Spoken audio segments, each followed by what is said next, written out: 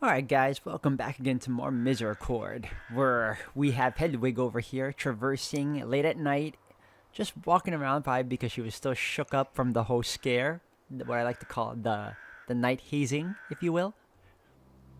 I scrambled ahead to the open archway in the wall, desperate to see what was out there in the moorland this late at night. The rolling hillocks made it difficult to get a good look from my position. I did my best to quietly hop and sprint forward, keeping myself in as high a position in the roiling field as I could.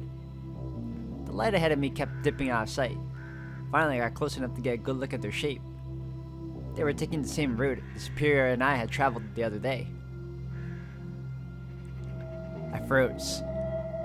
The traveler had not seen me, but they were liable to at any moment if they happened to look over their shoulder. Looking back on it, the intelligent choice would have been for me to turn back to the Abbey right away, wake the Superior up, and catch the Eustace. I was assuming. In whatever duplicitous act she was up to. But, perhaps through a mixture of wine and whatever Darcy had given me earlier in the evening, I was not acting intelligently. This could also be Catherine, though, with a K. Ever since we had that conversation with her, she was a little, apprehensive. This could be her going back to talk to James. Not to mention the sheer rush of shock I was feeling at the moment. I followed her. It was not easy. It was quite cold out, and even in the moonlight I had to rely on my candle to watch my footing. A strong gust of wind would have extinguished my light, but mercifully, it survived the whole trip. What would I have done if she just turned around? Heh, I can't say for sure. I presume I would have blown the candle out and run straight backwards. After an agonizingly long walk, we arrived at the hospitalum. My heart was pounding out of my chest. The figure ahead of me broke left, around to the back door that the Superior and I had taken down to the lower level of the building. My first impulse was to watch through the small window I had seen at the top of the dungeon, but I realized how obvious that would be if either of them happened to look up. I blew out my candle just to make sure I was invisible. Another part of me wanted to simply tackle the mystery nun on the stairs before she could get to James and demand to know what she was doing out here. But I reasoned it would likely be more useful to hear what they were going to talk about. Were threats going to be made? Would I learn some earth-shattering secret that would illuminate the conspiracy I was working to unfold? I stood as close to the window as I could while still feeling reasonably out of sight. This, frustratingly, made it impossible to see what was happening. I was hopeful that the sound would carry, but they spoke quietly, and the echo made it impossible to discern anything meaningful. I could at least make out the tenor of the conversation was calm. I'd been worried that I was about to overhear an intense argument or violent threats, but whatever James and his mystery liaison had to say to each other, it never rose above a dull whisper. I wanted very badly to take a peek through the little window, but the moonlight was such that anyone passing in front of the opening would be supremely obvious.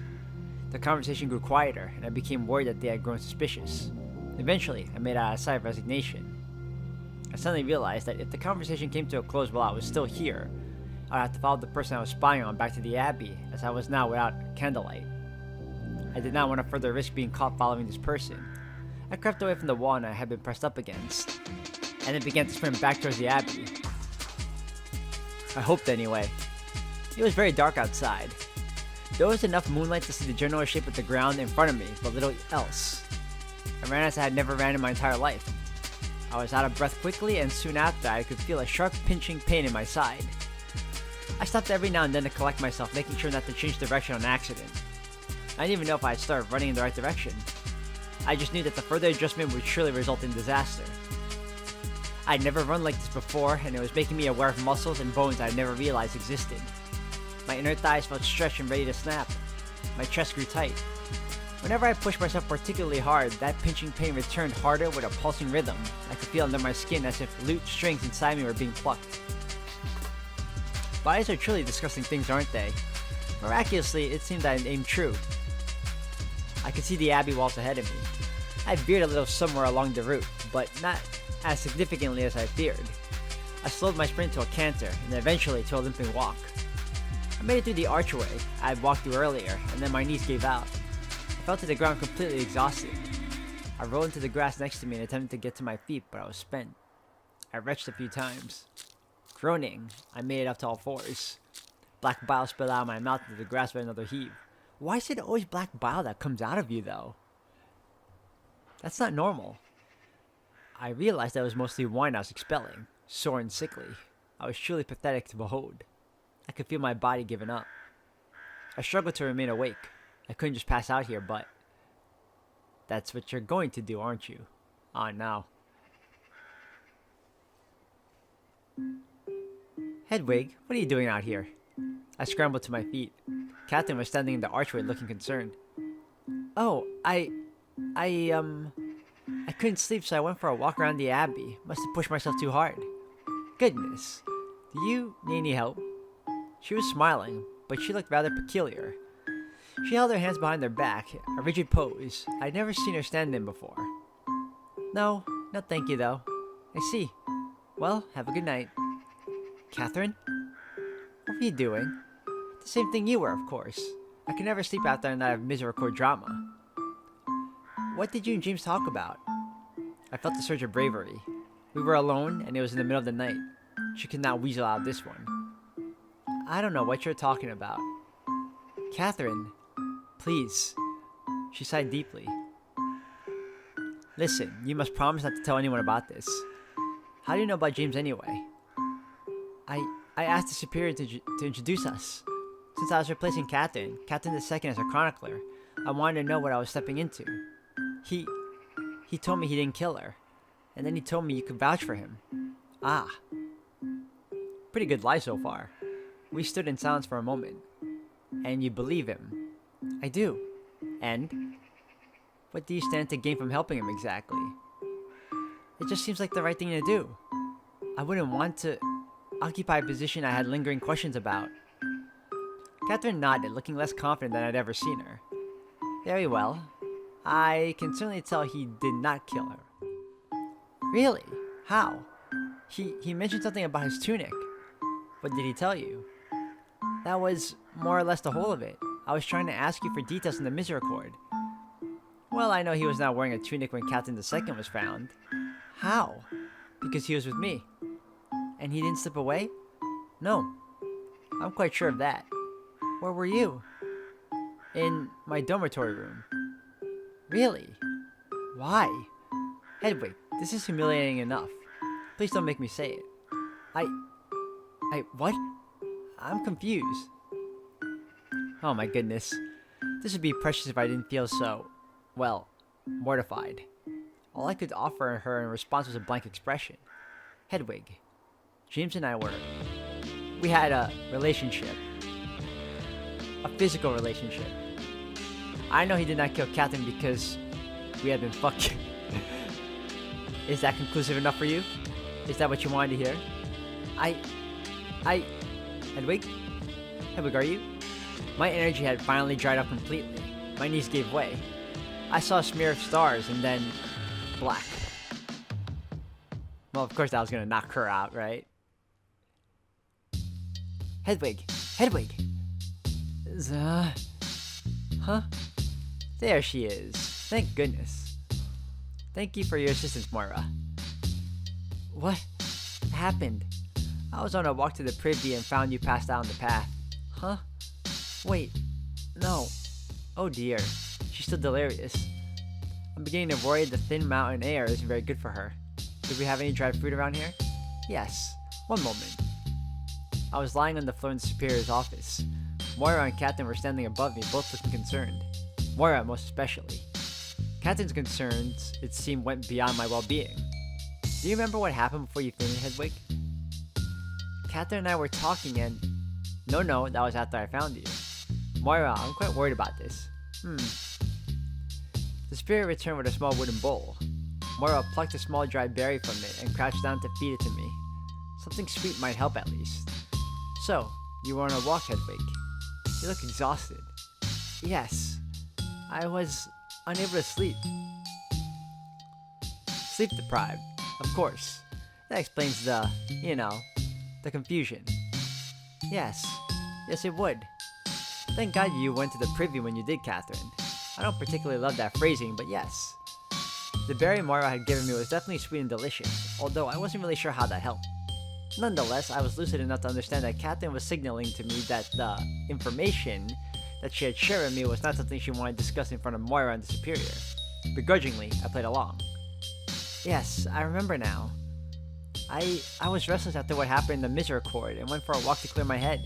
I think I probably had too much to drink. Oh dear. What happened in the Misericorde? Nothing you need to worry yourself with, Superior. Just our typical womanly exploits. Hehehe. The Superior sighed but did not push the subject. Well, thank you, Catherine. At any rate, God only knows what could have happened to poor Hedwig if you hadn't found her. And thank you, Moira, for being on hand to help her. I was on my way to the privy as well when Catherine found me. What luck. Ugh. A strange but welcome miracle. Well, I see no reason for you all to be crowding my floor at this late hour. Up to bed with you all of you. Of course.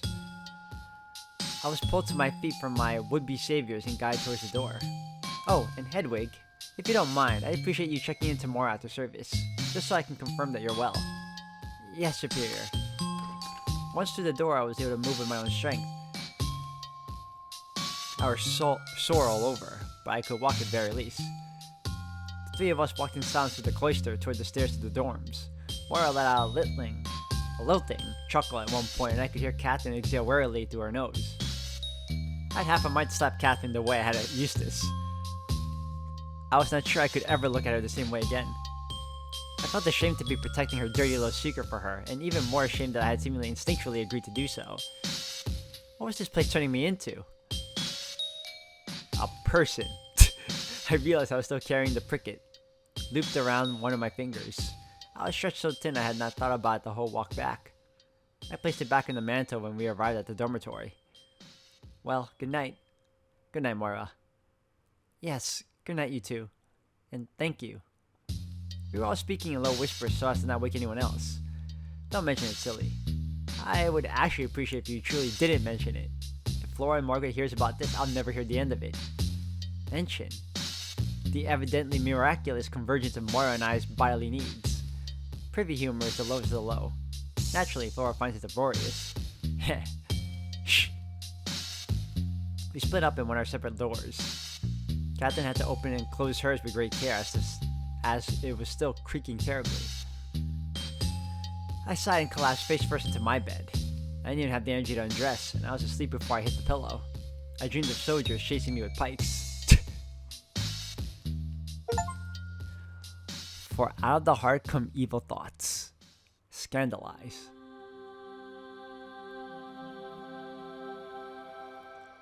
What's that picture of? A cat? I don't know what the other one is, though. That's a weird tale. I awoke feeling even worse than when I had fallen into bed. The soreness in my body had escalated to stiffness. I groaned aloud as soon as I realized I was no longer sleeping. I would take my chances with the armies in my dreams. I could hear people shuffling outside my door. I was somewhat surprised that I had even managed to wake up at my usual hour, considering how late I had been up and how exhausted I felt. It was all I could do to roll off the bed and stumble out of my room to join everyone for service. I could barely stay awake through the whole thing, which made me feel wretched. I had already forgotten praying the full set of the hours. If I could not even make it through these compromised services, who was I? Hedwig, how are you feeling? How on earth could she be so chipper after a night like ours? Fading, I must admit.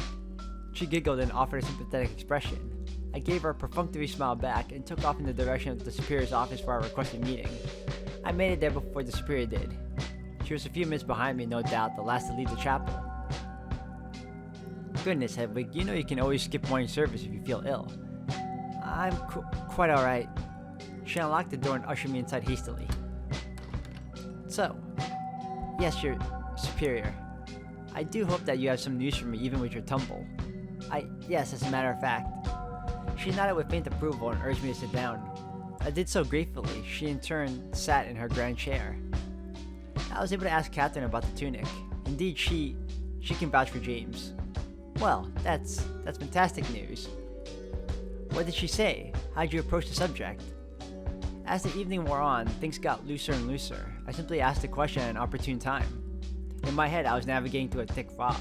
I was unsure of how much information to divulge to the Superior to spare her the embarrassment of hearing it, and me the embarrassment of having to say it. Is that all? You seem a little worse for wear. I heard whispers of things getting rather heated. How so? Well, Angela was in here complaining about something or other at one point.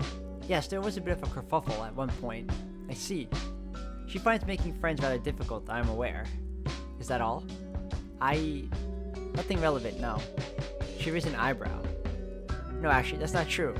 Eustace knocked on the door at one point later in the evening, dressed as a ghost, and waggled a sword at me as some sort of mean-spirited joke. And then I slapped her across the face quite hard, and then I think Flora might be planning to run away, which would be horrible. We have to help her see reason. And then after the evening fell apart, I couldn't sleep, and I went for a walk to clear my head. But I saw someone walking towards the hospitalum, and I followed them, and it was Catherine, and I heard her talking to James, but I couldn't quite hear what they were talking about. And then I ran all the way back in the dark and collapsed on the path. And then Catherine found me, and that's when I really asked her about it, and she admitted it. The thing about the tunic, she said she saw him the day without one, and both of the superior's eyebrows were raised now. Well, well, well. And then, yes, I realized I was panting. Nothing. Sorry, I got carried away. That's everything. So, Catherine spoke with James in the middle of the night? How odd. I fear that this does not allay my suspicions. No? He claims Catherine can vouch for him about this tunic of his that is supposedly able to clear his name. But if they are conspiring in secret, how do I know the whole idea wasn't simply concocted out of thin air? I suppose there's no way of knowing. I applaud your investigation work, but I'm afraid this puts us right back where we started. Not without further corroboration, anyway. This is tainted testimony at best. I had a strong suspicion that Catherine had been telling the whole truth to me last night. She had been very reluctant to speak on it, and her strong hints in this very office that the embarrassing truth was my secret to keep did not feel like they were a part of some grander lie. Surely, if this was the case, she would be spreading the lie farther afield, but I couldn't bring myself to tell the superior. It was embarrassing. It was based entirely on my personal feelings, and if by some small chance Catherine was capable of murder, I would not want to make myself her next target. Tainted testimony in particular, given Catherine's circumstances, unless there's not a detail here that makes you find this story more believable. I had reneged on my promise to Catherine to not speak a word of the night's events to anyone else already. But something else was keeping me from sharing the final, perhaps critical element of her story. I felt dirty just thinking about it, and I did not want to even imagine what Catherine might do if she suspected that I blabbered about her liaisons with James. Especially, I remembered with a shiver, while she still had access to the sword. Even if she was innocent of Catherine's murder, I worried I might become her victim if I used this information against her. Hedwig, tomorrow I would like you to travel to the village with some companions. These words felt like a cold bucket of water. The village? Indeed. Do not worry, as I said, you will not be alone.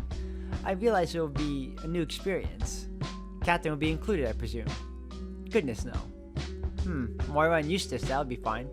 Not Eustace, please. Now, we can't have you two falling out over this. You must work together. I'm sure I do not need to remind you that you must maintain a healthy relationship with everyone. Must I? Of course. For heaven's sakes. Don't complain, it's not that often someone gets to go down to the village. A trip with Eustace might do both of you some good. Get some fresh air with your compatriots and commiserate over a change of scenery. It was not that long ago she was here speaking quite highly of you, I might add. Well, what was it we would be doing in the village? There are people there who would be able to provide some insight into how seriously we should take James and Catherine's insistence. Goodness, it's a shame you weren't able to hear what they were talking about. It would save us a lot of time. I weighed my options. As stressful as it was to imagine, I decided that a trip beyond the bounds of the Abbey would be preferable to risking Catherine's rage. Besides, the superior seemed quite adamant about the idea. I shouldn't have followed her in the first place. I certainly would have suggested it, but it was brave of you. You're beginning to think on your feet. Perhaps the chess lessons are helping. Quite possible. Anyhow, knowing that Catherine and James are in communication complicates things, but perhaps we can glean some idea whether she knows something and is helping James out of guilt, or if something more sinister is going on. I'm afraid I don't follow. Hedwig, do you not know why Catherine left the comfort of the village? She did mention it last night in the Misericorde, something about local politics. She offended the wrong person or something like that. The Spirit let out a surprising chortle. I see. Well, I suppose that is not untrue. Still, I am rather surprised. I would have expected the rumors around it to be one of the first things you heard. What rumors? That Sister Catherine murdered her husband. I nearly choked on air. What? The Spear held up a hand gently. I do not believe it for an instant, to be clear. In fact, I think it's very likely that this is precisely the kind of story the people she expressed contempt for would concoct to harm her reputation. She was in competitive business, you understand. Or rather, her husband was. I tried my very best to keep up with the conversation, although my throat felt bone dry. It was difficult to get the words out. And? What was that? The vineyard, of course. You might see it on your way down the mountain. It's a particularly good one, I might add. At least for this country. All of our wine uses grapes from the slopes of Limbarrow. So you think that her husband just died and she was blamed? I have no proof, but it's more believable than her killing someone. But this is Sister Catherine we were talking about. The Sister Catherine of a few years ago, at least. No, her story is that the man fell down the stairs and some unscrupulous hawks saw an opportunity to stop him from inheriting a fortune. So in the village, speak with the townsfolk. I'm curious how they feel about Catherine now. Perhaps there's a pattern we have overlooked. I thought you believed Catherine. Surely this is a waste of time. I do believe that Catherine is innocent of murdering her husband, but I must confess it's purely a gut feeling. Poke around for me, and if there's any evidence to support that claim. It'd be good to show the bishop some support from a source who is not also accused of similar crime. You're worried Catherine and James are conspiring? You think they might have killed her? What, together? Thanks to your intrepid investigation last night, we can no longer rely solely on them vouching for each other. We have a responsibility to follow up on their connection, no matter how I feel. Perhaps I've been played for a fool. We'll concoct a simple cover story for your visit. Bring some finished wine or some other goods down to share, perhaps. My heart sank. I had just put Catherine in harm's way, it seemed. Although, perhaps I was in harm's way around Catherine. This is all too much to keep in my head at once. Just say it, a voice inside my head murmured. Just tell his superior that Catherine has been... What should I ask? Who should I speak to? Just speak to whomever will give you their time. Bring the topic up carefully, and just get a sense. A sense?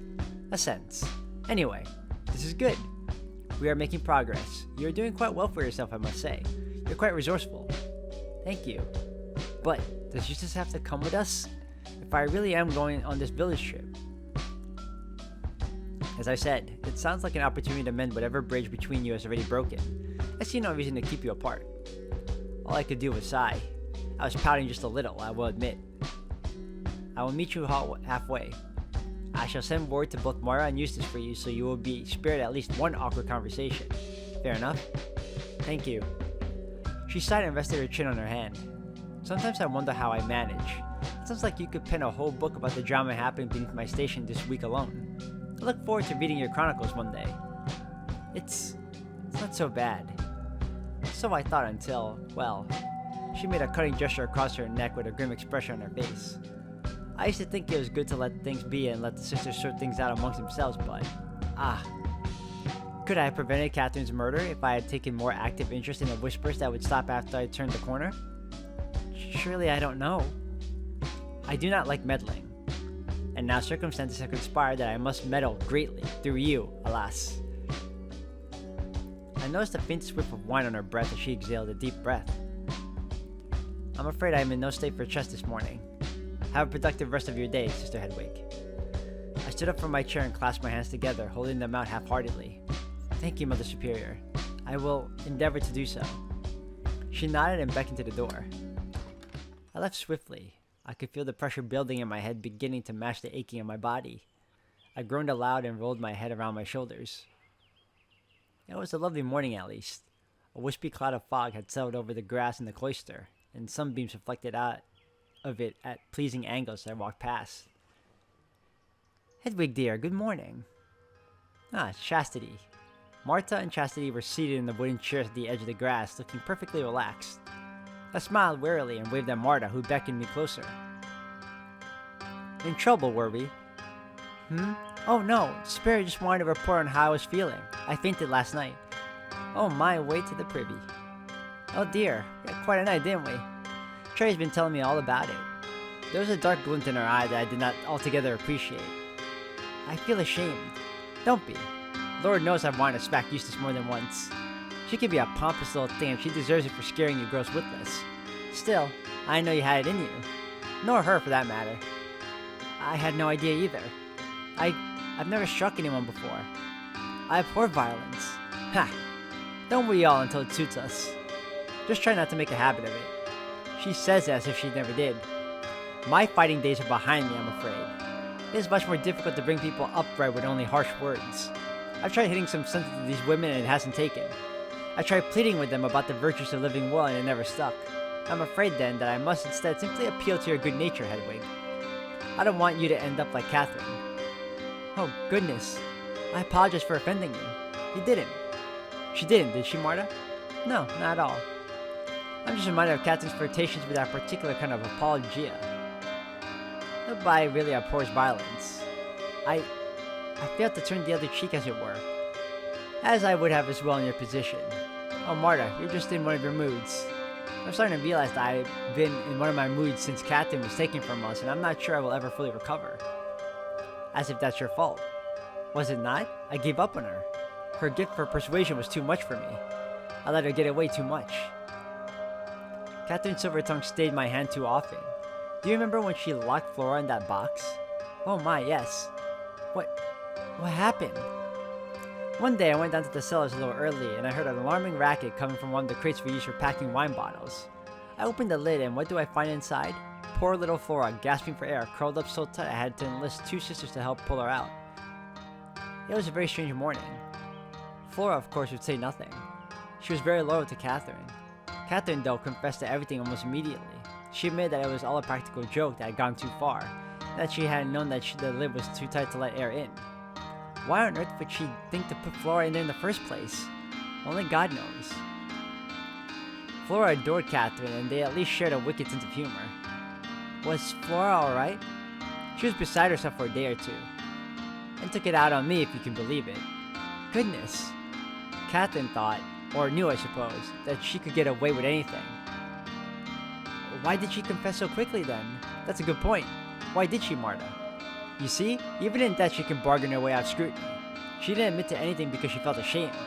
She admitted it because she had already gotten away with it. Flora had been found safely. No harm was done in Catherine's eyes. Another lesson avoided. Off she went on her merry way with nothing but a minute's awkward conversation as penance. I think you're being a mite too harsh. Who would punish her? Not the superior. Lord knows nobody would break the unspoken agreement to cut her out of our affairs that Catherine orchestrated. Would I punish her? I should have, but no. It was too late by then. I was already under her spell. Punishing her wouldn't have changed what happened to her. Would it not? I don't know. I don't believe in random chance. All flowers were seeds down, seeds sown. I could have shaped her into someone great. Instead, I gave up trying. Catherine is my greatest failure. I know you don't mean all that. I know you miss her. I do. Despite it all, I do. Charity had started getting glassy-eyed. Marta reached over to touch her plump wrist with her own bony fingers. Now, no getting wistful in front of poor Hedwig. I'm sure she has better things to do than listen to 2 old bats whinge? Where are you off to, Hedwig? There's another chair around here somewhere. Ah, behind you. Oh, I'm off to the library, actually. Marta's dark mood certainly hadn't sold the idea as the most appealing way I could imagine spending my morning. Chronicling can wait, surely. It's not like you're going to forget last night anytime soon, huh? Ho ho. In the end, it did not need much convincing. The longer I could put off running into Eustace, the better, even if Marta was feeling particularly sour. I brought the spare chair over and sat down for more conversation.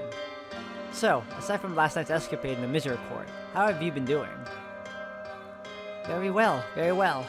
I mean, there's a lot to get used to, but I am adjusting. Is there anything still confusing to you about the outside world? Oh, loads, I'm sure, but I'm carrying along. I did learn that there was a war going on that was quite a shock. Oh, that old thing feels like it's been going on for most of my life. It used to be a bit more of a worry, but these days it's exhausting to even think about. It was a little more concerning when... Good lord, Hexam was well over 20 years ago now, wasn't it? And Hedgley. We were a little more worried when those two were going on. A bit closer to home those were. You would have been here in 64, Hedwig. Just about, I think. Were you as well?